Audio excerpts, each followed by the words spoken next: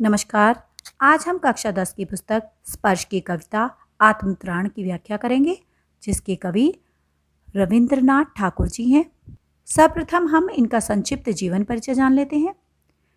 रविंद्रनाथ ठाकुर का जन्म 6 मई 1861 को बंगाल के एक संपन्न परिवार में हुआ।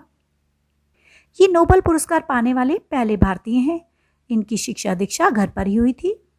बैरिस्ट्री पढ़ने के लिए ये विदेश भेजे गए, लेकिन ये बिना परीक्षा दिए ही वहां से वापस लौट आए। रविंद्रनाथ की रचनाओं में लोक संस्कृति का स्वर प्रमुख रूप से मुखरित होता है। प्रकृति से इन्हें गहरा लगाव था। इन्होंने लगभग 1000 कविताएं और 2000 गीत लिखे हैं। इन्होंने शांति निकेतन नाम की एक शैक्षिक और सांस्कृतिक संस्था की स्थापना की। यह अपनी तरह का एक अनूठा संस्थान माना जाता है। अपनी काव्य कृति गीतांजलि के लिए नोबेल पुरस्कार से सम्मानित रविंद्रनाथ ठाकुर की अन्य प्रमुख कृतियां हैं नैवेद्य, पूर्वी, बलाका, क्षणिका, चित्र, सांध्य गीत, काबुलीवाला और सैकड़ों अन्य कविताएं, उपन्यास गोरा, घरे बाइरे और रविंद्र के निबंध। प्रस्तुत पाठ में कवि गुरु मानते हैं कि प्रभु में सब कुछ संभव कर देने की सामर्थ्य है, फिर भी वह यह कतई नहीं चाहते हैं कि वही सब कुछ कर दे। कवि कामना करता है कि किसी भी आपद विपदा में, किसी भी द्वंद्व में सफल होने के लिए संघर्ष वह स्वयं करे, प्रभु को कुछ न करना पड़े। फिर आखिर वह अपने प्रभु से चाहते क्या हैं?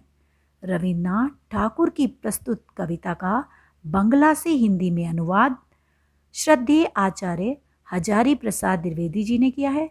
द्विवेदी जी का हिंदी साहित्य को समृद्ध करने में अपूर्व योगदान है। यह अनुवाद बताता है कि अनुवाद कैसे मूल रचना की आत्मा को अक्षुण्ण बनाए रखने में सक्षम है। आइए अब कविता का अध्ययन कर लेते हैं।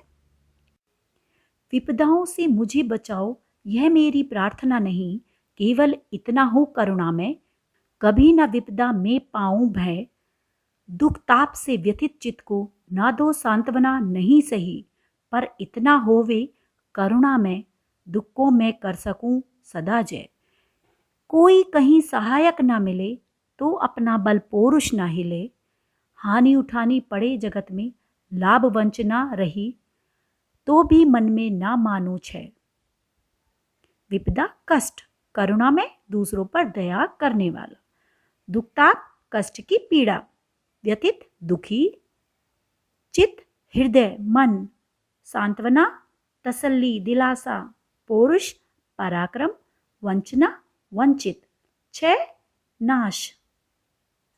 इन पंक्तियों में कवि ठाकुर ईश्वर से कह रहे हैं कि दुखों से मुझे दूर रखें, ऐसी आपसे प्रार्थना नहीं कर रहा हूं, बल्कि मैं चाहता हूं कि आप मुझे उन दुखों को झेलने की शक्ति दें। उस कष्ट के समय में मैं भयभीत ना हो, कि मुझे उन कष्टों के समय में भय ना हो और मैं उनका सामना कर सकूं। दुख की पीड़ा से दुखी मेरे मन को आप हौसला मत दो, परंतु हे प्रभु, मुझ में इतना आत्मविश्वास भर दो कि मैं हर कष्ट पर जीत हासिल कर सकूं। वे दुख के समय में ईश्वर से सांत्वना नहीं, बल्कि उन दुखों पर विजय पाने का आत्मविश्वास और हौसला चाहते हैं। आगे वे कहते हैं कि कोई कहीं कष्ट में सहायता करने वाला मुझे ना मिले तो कोई बात नहीं, फिर भी मेरा पुरुषार्थ, मेरा पराक्रम कभी कम ना हो। अगर मुझे इस संसार में हानि भी उठानी पड़े, कि मुझे कोई लाभ प्राप्त ना हो या मुझे कोई धोखा ही दे दे, तब भी मेरा मन दुखी ना हो, कभी भी मेरे मन की शक्ति का नाश ना हो। अर्थात मेरा मन हर परिस्थिति में आत्मविश्वास से भरा रहना चाहिए।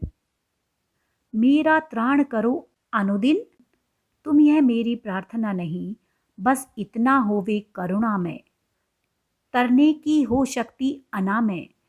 मेरा भार अगर लघु करके ना दो सांत्वना नहीं सही, केवल इतना रखना अनुनय, वहन कर सकूं इसको निर्भय। नतशिर होकर सुख के दिन में, तब मुख पहचानूं छिन छिन में। दुख रात्रि में करे वंचना, मेरी जिस दिन निखिल मही, उस दिन ऐसा हो करुणा में, तुम पर करूं नहीं कुछ संचय। त्राण, भय से छुटकारा, भय का निवारण। अनुदिन, प्रतिदिन। तरने, पार करना। अनामय, स्वस्थ, रोग रहित। लघु, कम। सांत्वना, हौसला, तसल्ली। अनुनय, प्रार्थना, वहन, भार उठाना। नतशिर, सिर झुकाकर। छिन छिन, क्षण क्षण। दुख रात्रि, कष्ट से भरी हुई रात। वंचना, धोखा। निखिल, संपूर्ण। मही, धरती।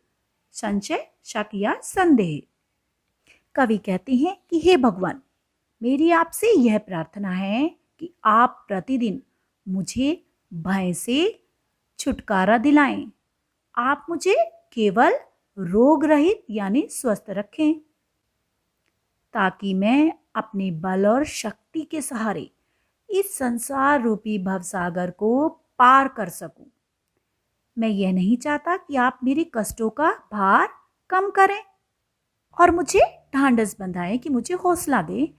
आप मुझे निर्भयता सिखाएं, कि मुझे निडर बनाएं, ताकि मैं सभी मुसीबतों का डटकर सामना कर सकूं। सुख के दिनों में भी मैं आपको एक क्षण के लिए भी ना भूलूं, अर्थात हर क्षण आपको याद करता रहूं। कि दुखों से भरी रात में जब सारा संसार मुझे धोखा दे, यानी मेरी मदद ना करे, फिर भी मेरे मन में आपके प्रति संदेह ना हो, ऐसी ही शक्ति आप मुझ में भर दें। आशा है यह कविता आपको स्पष्ट हो गई होगी। धन्यवाद।